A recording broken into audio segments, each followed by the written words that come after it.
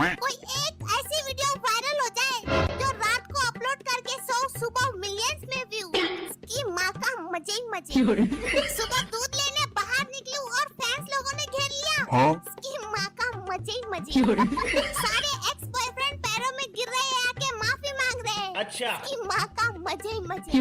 और स्पॉन्सरशिप वाले वो तो डायरेक्ट सीधा घर पे ही आ रहा है चेक लेकर। इसकी माँ का मजे ही मजे। हर ब्रांड की टॉप वेरिएंट स्कूटी मेरे घर के सामने लाके खड़े कर रहे हैं।